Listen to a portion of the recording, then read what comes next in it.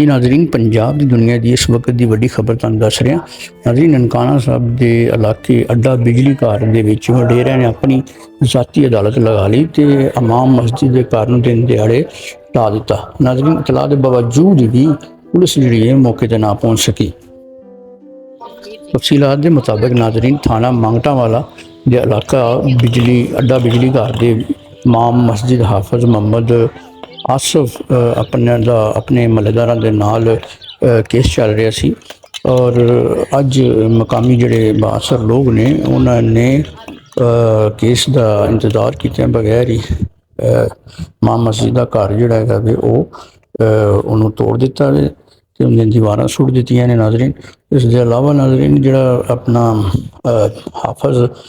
इमाम मस्जिद है उन्हें 15 से पुलिस नूं इतला भी दी, लेकिन चूँकि पुलिस की पुष्टपनाही जी सियासी अफराद करते पे ने तो इस वजह तो पुलिस जी मुकामी जगह पर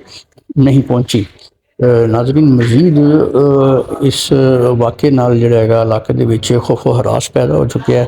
दूसरी तरफ जिहड़े अपना बासर सियासी उत्थे दे इलाके के लोग ने उन्होंने ना सिर्फ इमाम मस्जिद के घर दियाँ दीवारां सुट दित्तियां ने बल्कि उन्होंने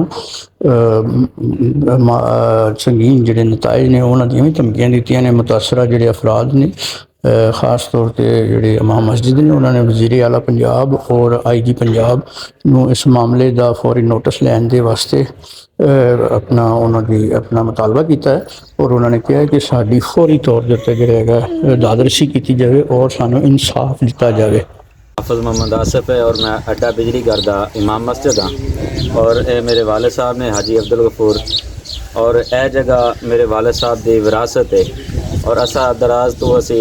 मलकीयत साड़ी खरीदी हुई है राय गुलाम अब्बास तो और काफ़ी अरसा तो खालाजाद ने मेरे भाई ने और मैं अपनी खाला नूं गरीब ने इस वास्ते उन्होंने इतने राइश पजीर रखा हुआ है कि चलो इतने रह के गुजारा कर लैन, लेकिन इतने असरो सरूह रखने वाले वसीर ने खादम हुसैन वसीर, खालिद हुसैन वसीर, गुलाम हैदर वसीर और इन्हां तिन्हां भाइयों ने मिल के आके कब्जा करने की कोशिश की है और ये दीवार गिराई है पर्दा ख़वातीन बेपर्दगी का मुजाहरा किया है और घर के अंदर कोई भी मर्द मौजूद नहीं सी बल्कि मैं उतों आया वहाँ, लेकिन मैं उन्होंने रोकने की कोशिश की है। राय साहबान ने तो उन्होंने भी रोकने की कोशिश की है, लेकिन उन्होंने नाल वालदा आई उन्हें कहा तुसी अगे आओ, यानी कि बदतमीजी करने की कोशिश की, गाली गलोच कढ़िया इस तरीके यानी कि लड़ाई झगड़ा कर और गुलाम हैदर का नाम जोड़ा लड़का है खालिद हुसैन बल्कि वो इट मारन तक मिल गया है और काफ़ी बदतमीजी बहुत ज़्यादा की है और लोगों ने फिर रोकया कि इमाम मस्जिद लिहाजा बदतमीजी ना की जाए। लिहाजा मैं आला हुकाम के इदारे के अगे अपील करना कि साड़ी दादरसी की जाए, सानू साडा इंसाफ दिता जाए और साड़ी जगह पर कब्जा करना चाहते हैं और उन्होंने बहुत ज़्यादा सियासी असर और रसूख उन्होंने पिछे वे पुष्टपनाही हासिल वे, लिहाजा असी भी गरीब लोग जरूर हाँ लेकिन साड़ी दादरसी की जाए। 10-15 बंदे जी आए ने जो साढ़े घर बड़े ने साड़ी द्वारा दुरार घेर गए ने 20-25 साल सानू इत्थे बैठे न हो गया जी।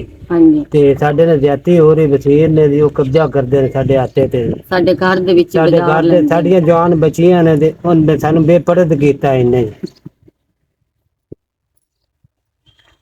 ठीक हो गया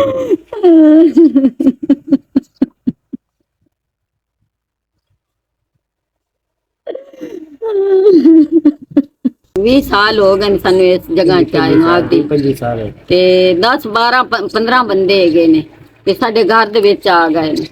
ते बच्चियां मेरियां नत्ती पए ने ते मेरे भी पए ने ते कद्दा कुद्दा भी ढा दित्तियां इन्ने। मां भी इन्हां दी नाल मुख्तियार हुंदे नाल वसीर आए साड़ी दीवार खड़ी सी ते असीं अंदर दोवें भैणां कलियां सी साडी अम्मी बाहर गई सी मेरी नाना बीमार हुंदा पता कर जदों अम्मी आई 10-15 जने घर दीवार टप्पे ने साडे नाल बदतमीजी करन लग पे ने ते मेरी अम्मी उत्तों आई मेरी अम्मी ने भी बदतमीजी करन लग पे ने ते दीवारां ढाईयां इन्हें धमकियां देन लग पे ने कि साडे हाथे ते कब्जा करन लग पे ने ते जदों मेरी अम्मी रोकया ते उंदे नाल बोलन लग पे ते गालियां देन लग पे ते बदतमीजी करन लग पे ने।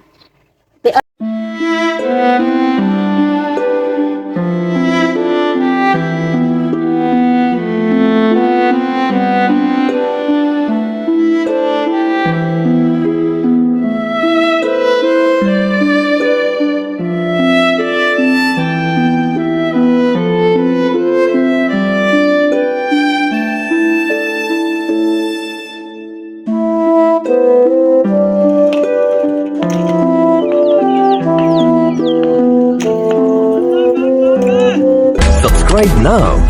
and press the bell icon. Never miss an update.